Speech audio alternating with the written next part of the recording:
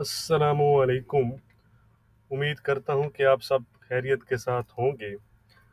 Gold की weekly forecast के साथ हाजिर हूँ। सबसे पहले अगर हम देखें कि लास्ट वीक गोल्ड 1817 के आसपास ओपन हुआ। हाई बनाए गोल्ड ने 1834 के, लो बनाए गोल्ड ने तकरीबन $1802 के, और क्लोजिंग दी है गोल्ड ने 1828 के आसपास। यानी कि ओवरऑल इस वीक में $10 और 74 सेंट के गेन के साथ जो गोल्ड है वो क्लोज हुआ है। हालांकि इतने वीक जो नॉन फॉर्म पे रोज नंबर्स आए, उनके बाद गोल्ड में ज़्यादा गेन आना चाहिए था, वो आया नहीं। उसकी वजह आगे चलकर मैं आपको बताता हूँ। दूसरा, कल जो डाटा आया उसके मुतालिक मैंने फ़ौरन ही आपको अपडेट किया था, टेलीग्राम पर भी और व्हाट्सएप ग्रुप में भी। तो दोनों के जो लिंक हैं वो डिस्क्रिप्शन में हैं। आप ज्वाइन करना चाहते हैं तो कर सकते हैं, और अगर आपको कोई इशू हो तो व्हाट्सएप पर आप पर्सनली भी मेरे साथ कांटेक्ट कर सकते हैं। और याद रहे कि इस वीडियो को लाइक करना आपने नहीं भूलना। तो चलें जी, सबसे पहले हम थोड़ा सा फंडामेंटल कुछ चीज़ों को देख लेते हैं। कल जो नंबर्स आए, ख़ास तौर पर नॉन फॉर्म पे रोज नंबर्स, उन्होंने फोरकास्ट को एक बड़े ही अच्छे मार्जिन से मिस किया। फोरकास्ट थी 750 के और नंबर आए 235 के, जो कि नंबर गोल्ड के लिए पॉजिटिव थे। और उसके साथ अनएम्प्लॉयमेंट रेट भी आया जिसने फोरकास्ट को मीट किया। उसकी फोरकास्ट थी 5.2% और नंबर 5.2% ही आए। ये जो डाटा था ये गोल्ड के लिए नेगेटिव था, लेकिन जो एनएफपी में इतना बड़ा मिस हुआ, उस वजह से ओवरऑल डाटा यानी कि जो था वो गोल्ड के लिए पॉजिटिव था। तो डाटा के बाद अगर हम देखें तो यूएस की जो स्टॉक मार्केट है वो स्लाइटली थोड़ी सी रेड में नजर आई। डॉलर पर भी सेलिंग प्रेशर आया थोड़ा सा। तो ये दोनों चीज़ें जो थी वो गोल्ड के लिए सपोर्टिव थी। लेकिन जो यूएस बॉन्ड यील्ड्स थी, उन्होंने गोल्ड के अपसाइड को कैप किया। वो आगे चलकर मैं आपको दिखाता हूँ चार्ट पर, वो उसको डिस्कस करते हैं। तो इन अगर नॉन फॉर्म पे रोज नंबर को हम देखें तो इस वजह से अब आप कह सकते हैं कि बहुत ही कम चांसेस हैं कि 21-22 सितंबर को जो फेड की मीटिंग है उसमें कोई टेपरिंग की अनाउंसमेंट हो, जो पहले हम एक्सपेक्ट कर रहे थे इसी डाटा की वजह से। क्यों? कि जैसा कि फेड चेयरमैन ने कहा है, अभी जैक्सन होल के इवेंट पर उन्होंने कहा था कि वो मज़ीद कुछ जॉब रिपोर्ट देखेंगे और इन्फ्लेशन के नंबर्स जो हैं वो मज़ीद देखेंगे कुछ मंथ के लिए।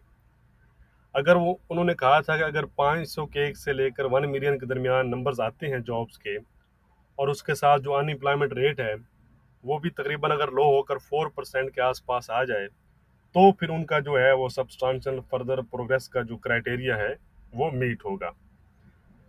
तो इसी तरह अगर आपको याद हो तो मई में भी जो मिस हुआ था एनएफपी का, 770 के की फोरकास्ट थी और नंबर 266 के आए थे।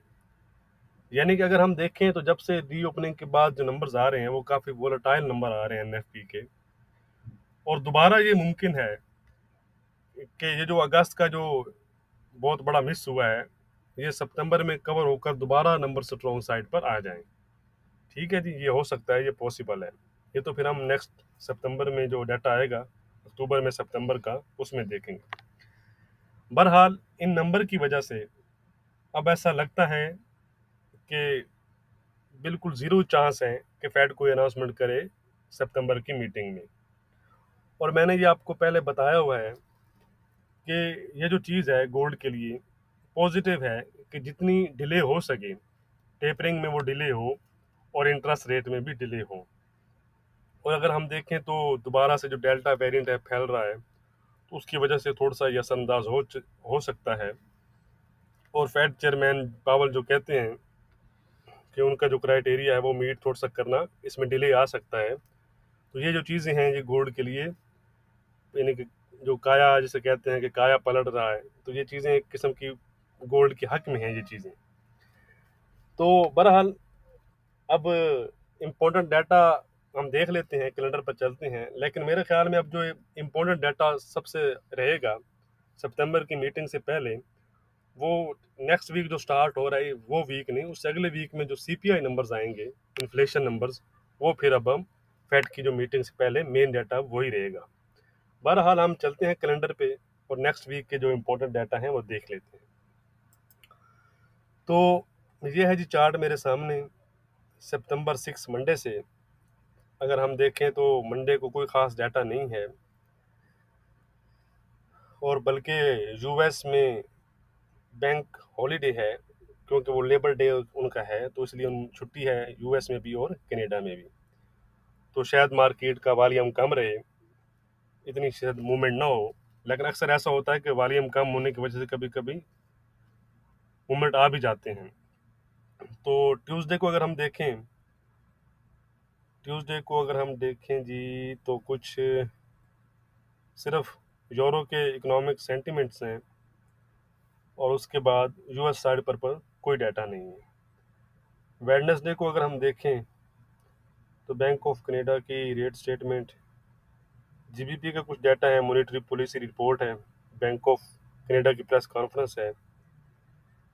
लेकिन यूएस साइड पर ये 10 ईयर की बॉन्ड ऑक्शन है और एफओएमसी मेंबर विलियम की स्पीक है। और उसके साथ ये डाटा भी है, ये जो रात 11 बजे है, अगर मैं प्रोनाउंस सही करूं तो ये है बेगी बुक। ये डाटा इंपॉर्टेंट रहता है क्योंकि इसमें इन्फ्लेशन के बारे में और जो प्राइस की स्टेबिलिटी होती है उसके बारे में ये इसमें काफ़ी डिटेल से चीज़ें सामने आती हैं।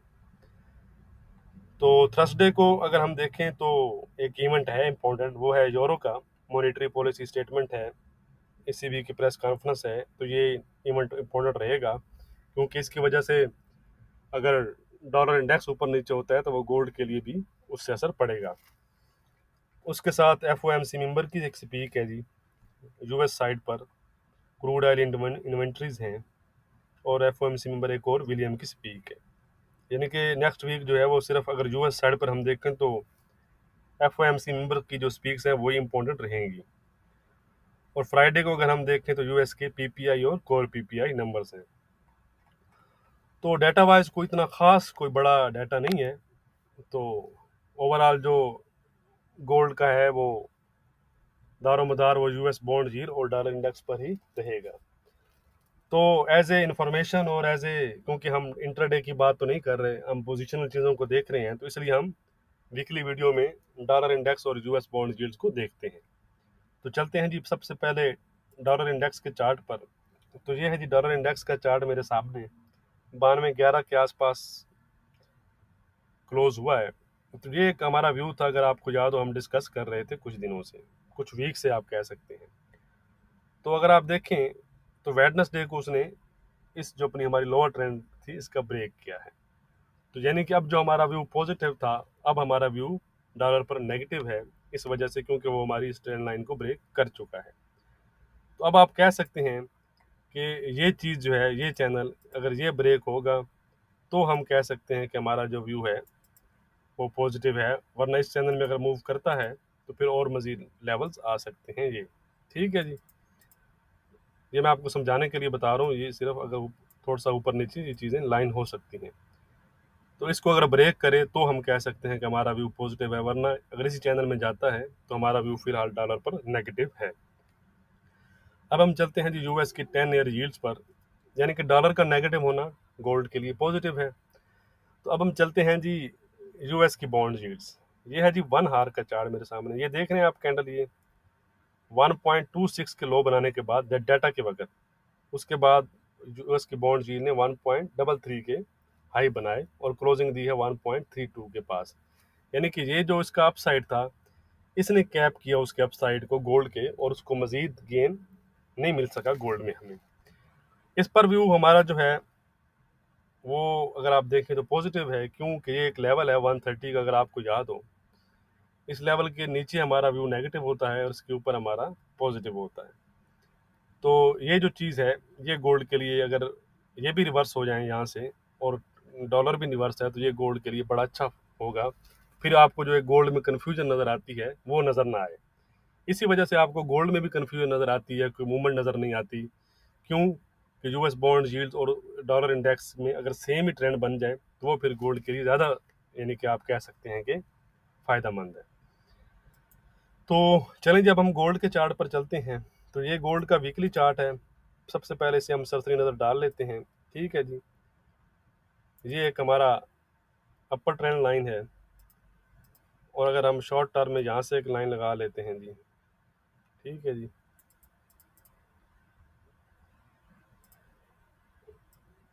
ये लें जी। तो इस साइड पर अगर हम देखें, तो नेक्स्ट वीक के लिए अगर आप देखें तो इस लाइन के आसपास जो रेजिस्टेंस एरिया बन रहा है वो 1866, और इसके साथ अगर आप कह सकते हैं कि 1860 से 66 का जो एरिया है वही अब हमें रेजिस्टेंस एरिया नज़र आ रहा है। क्योंकि अगर आप देखें ना, ये जो चीज़ है, अगर आपको पिछले कुछ वीक्स प्राइस यहाँ से रही है, लेकिन इस वीक अगर आप देख सकते हैं कि प्राइस ने इस रेजिस्टेंस को ब्रेक किया और अब इस रेजिस्टेंस पर आ चुकी है।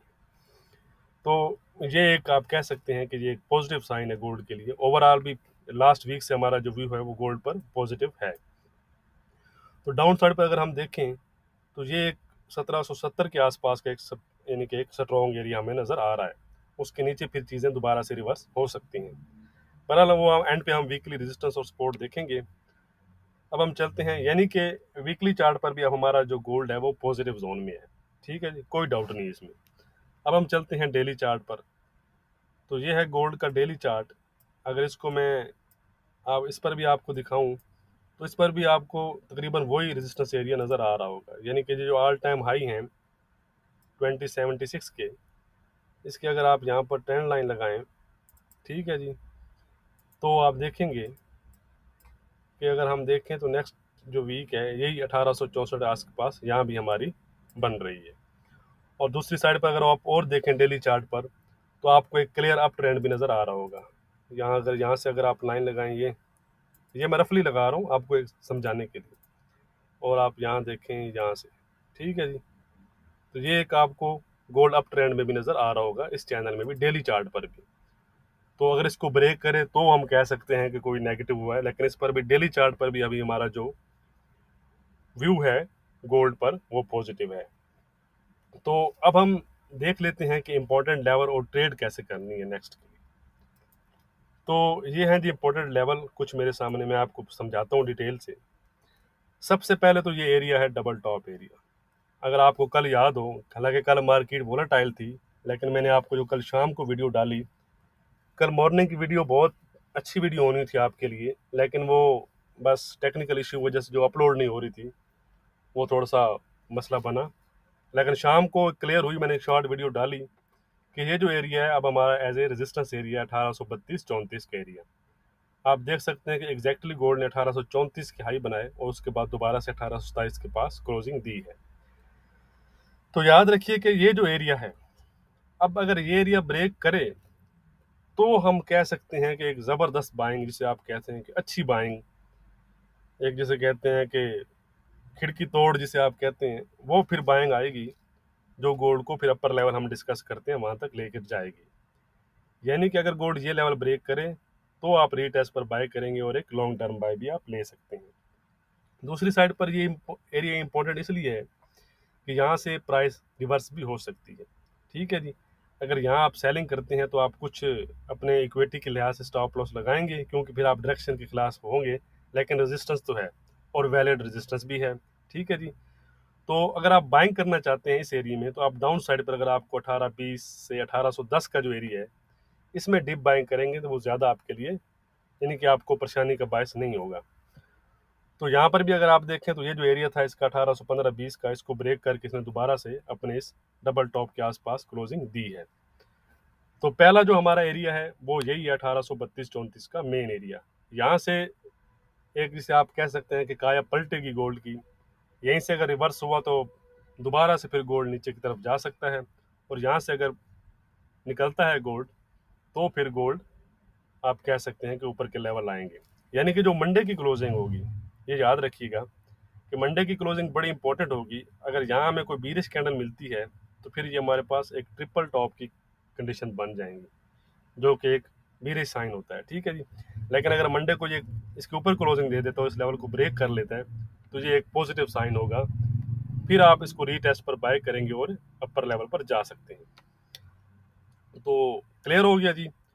अब हम देखते हैं कि इम्पोर्टेंट लेवल, अगर ये लेवल ब्रेक होता है 1832-34 का, तो गोल्ड 1845 तक जाएगा जी। ठीक है जी। 1845 के ऊपर जो हमारे रेजिस्टेंस एरिया जो मैंने आपको चार्ट पर दिखाया है, 1860 से लेकर 1866 का जो एरिया है, फिर वो एरिया हमारा, ये वाला जो एरिया है, ये हमारा एज ए रेजिस्टेंस एक्ट करेगा। इस ट्रेंड लाइन के ऊपर अगर हमें वीकली या डेली क्लोजिंग मिलती है, तो फिर गोल्ड 1886 और इवन 1915 तक के जो हाई लास्ट टाइम इसने बनाए थे, वहां तक फिर गोल्ड जा सकता है। दूसरी साइड पर इमीडिएट जो सपोर्ट है वो आपको पता है कि 1818-20 की है, ये जो एरिया था। लेकिन एक स्ट्रॉन्ग सपोर्ट लेवल, क्योंकि आपको पता है कि 100 डे और 200 डे की एसएमए भी हैं 1815 से लेकर 1810 के दरमियान, तो ये एक एरिया अब हमारा स्ट्रॉन्ग एरिया रहेगा। यानी कि इसके ऊपर जब तक फ्लोट करेगा, ट्रेड करेगा गोल्ड, तो आपका व्यू पॉजिटिव होगा। लेकिन अगर दोबारा से वो इसके नीचे क्लोजिंग देता है 100 डे और 200 डे की, ठीक है जी, तो फिर स्लाइटली आपका व्यू नेगेटिव होगा। लेकिन ये एरिया जो मेन रहेगा, जहाँ 50 डे की एसएमए भी है 1795, करंटली लेवल इसी लेवल के आसपास है वो, तो 1795 से 90 के एरिया का अगर नीचे निकलता है, तो गोल्ड सीधा फिर 1770 तक जा सकता है, ये जो लेवल है।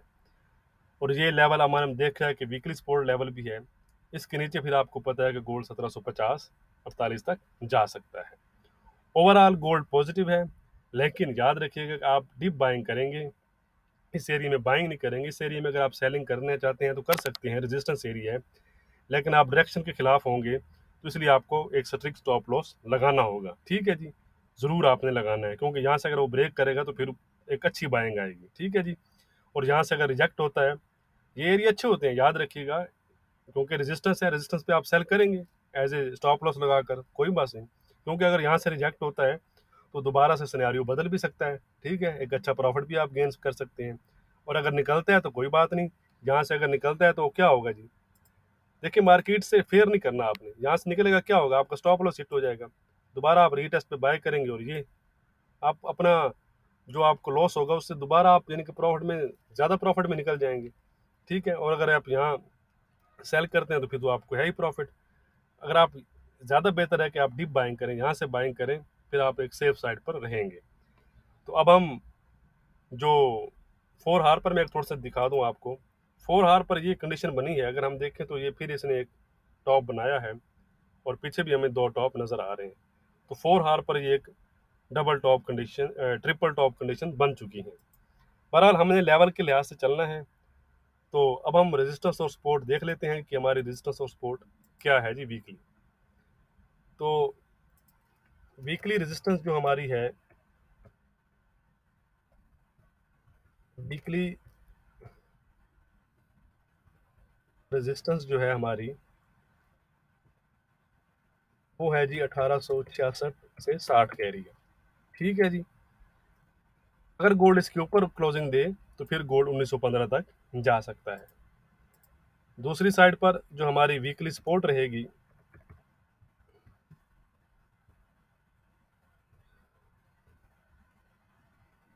वो रहेगी जी 1760 की।